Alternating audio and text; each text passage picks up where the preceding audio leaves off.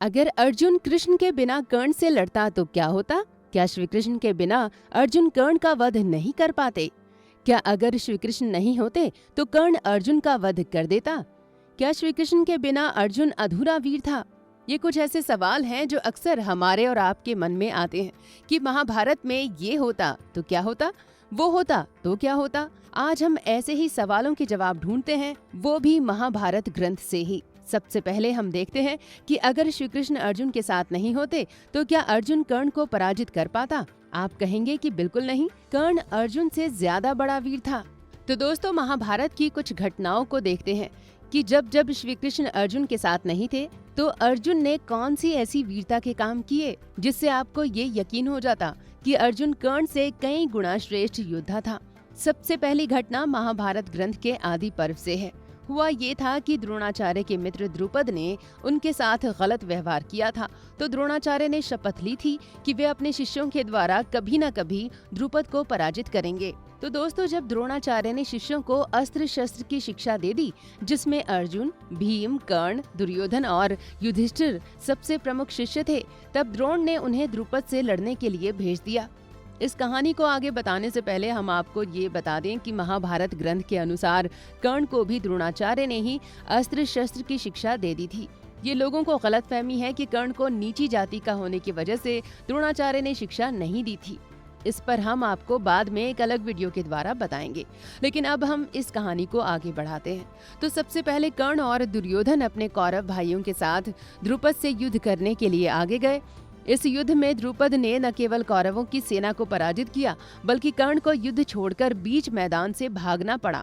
द्रुपद ने कर्ण को बुरी तरह से पराजित कर दिया, लेकिन इसके बाद पांडवों की तरफ से सिर्फ अर्जुन और भीम द्रुपद की विशाल सेना से युद्ध करने के लिए गए और अर्जुन ने द्रुपद को बंदी बनाकर द्रुपद की सारी सेना को भीमसेन के साथ मिलकर पराजित कर दिया था।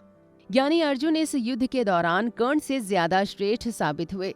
गौर करने वाली बात यह है कि इस युद्ध में अर्जुन के साथ श्री कृष्ण मौजूद नहीं थे। अब वो घटना जिसमें भी अर्जुन कर्ण से श्रेष्ठ सिद्ध होता है। महाभारत के वन पर्व में ये कथा दी गई है, जिसके अनुसार जब पांडव 13 वर्षों का वनवास काट रहे थे तो उस वक्त दुर्योधन ने उन्हें चिढ़ाने के लिए पांडवों के पास जाने का निर्णय लिया। दुर्योधन कर्ण के साथ अपनी सेना लेकर वन की तरफ जा ही रहा था कि उसकी भिड़ंत एक गंधर्व से हो गई, जिसका नाम चित्ररथ था। चित्ररथ ने युद्ध के दौरान दुर्योधन और उसकी पूरी सेना को बंदी बना लिया। कर्ण इस युद्ध में भी मैदान छोड़कर भाग गया। इसकी खबर जब युधिष्ठिर को लगी तो उन्होंने दुर्योधन को इस कैद से छुड़ाने के लिए अर्जुन को भेजा। अर्जुन ने अकेले ही गंधर्व चित्ररथ को पराजित कर दिया। मतलब जिन लोगों से कर्ण हार जाता था उन्हें अर्जुन आसानी से हरा देते थे। इस युद्ध में भी अर्जुन अकेला था और श्री कृष्ण उसके साथ नहीं थे। दोस्तों, अब तीसरी घटना की बात करते हैं। ये उस वक्त की है जब पांडव विराट नगर में अज्ञातवास में छिपकर रह रहे थे। जब भीम ने कीचक का वध कर दिया तो अपने मित्र कीचक की मौत का बदला लेने के लिए दुर्योधन ने पूरी कौरव सेना के साथ विराट नगर पर हमला कर दिया। इस सेना में भीष्म, दुर्योधन और कर्ण भी शामिल थे, लेकिन विराट की तरफ से अर्जुन ने बृहन्नला किन्नर का वेश बदलकर युद्ध किया और पूरी कौरव सेना, जिसमें भीष्म, द्रोण और कर्ण जैसे महारथी शामिल थे, सबको आसानी से पराजित कर दिया। यानी यहाँ पर भी कर्ण और अर्जुन में सीधी लड़ाई हुई, लेकिन कर्ण अर्जुन से बुरी तरह पराजित हुआ। अब यहाँ भी देखिए तो श्री कृष्ण अर्जुन और कर्ण की लड़ाई के समय उपस्थित नहीं थे। अर्जुन इतना महान वीर था कि उसने न केवल भगवान शिव के साथ बराबरी का युद्ध किया था, बल्कि अर्जुन ने अकेले ही देवताओं को भी पराजित करने का कमाल कर दिखाया था। और तो और अर्जुन ने उन निवात कवच दैत्यों का भी वध कर दिया था जिन्हें देवता भी पराजित नहीं कर पाते थे।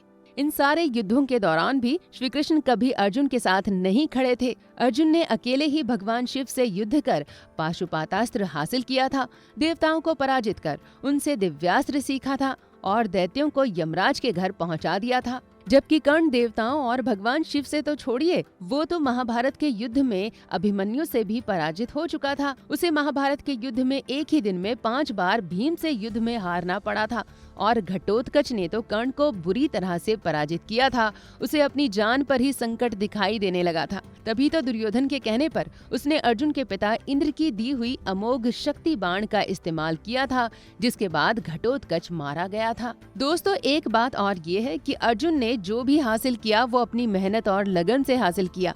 उसे जन्म के साथ कुछ भी दिव्य वस्तु नहीं मिली थी, जबकि कर्ण के पास जन्म के साथ ही उसके पिता सूर्य का दिया हुआ अमृतमय कवच कुंडल हासिल था, जिसकी वजह से वो किसी भी युद्ध में मारा नहीं जा सकता था। लेकिन फिर भी बिना श्री कृष्ण की मदद लिए कर्ण को कवच और कुंडल के साथ ही अर्जुन ने विराट में हुए सीधे युद्ध में पराजित कर दिया था। इसलिए ये कहना कि कर्ण का कवच कुंडल अगर इंद्र ने न लिया होता तो कर्ण अर्जुन से पराजित नहीं होता, ये बिल्कुल गलत है। इंद्र ने कर्ण से कवच और कुंडल 2 कारणों से लिया था। एक तो ये कि कर्ण अधर्म के पक्ष में खड़ा था और अगर उसके पास कवच कुंडल होता तो वो पराजित होने के बाद भी मारा नहीं जा सकता था। अगर वो मरता नहीं तो दुर्योधन के महाभारत के युद्ध में पराजित होने के बाद भी धर्म के लिए खतरा बना रहता और महाभारत के धर्म युद्ध का उद्देश्य सफल नहीं होता।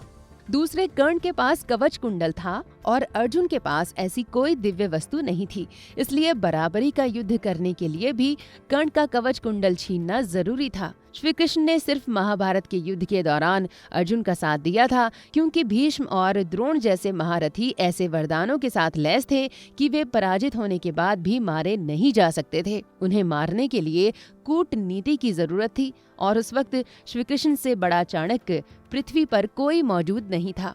यही वजह थी कि धर्म की स्थापना के लिए श्री कृष्ण ने बिना शस्त्र उठाए अर्जुन की अपनी कूटनीति से सहायता की थी। तो दोस्तों, उम्मीद है कि आपको हमारा ये वीडियो देखने के बाद इस बात पर यकीन हो गया होगा कि अर्जुन हर स्थिति में कर्ण से श्रेष्ठ था। अगर आपको हमारा ये वीडियो पसंद आया हो तो आप इसे लाइक जरूर करें और हमारे चैनल को भी सब्सक्राइब कर लें, क्योंकि हम सिर्फ और सिर्फ धर्म ग्रंथों में दी गई बातें ही बताते हैं।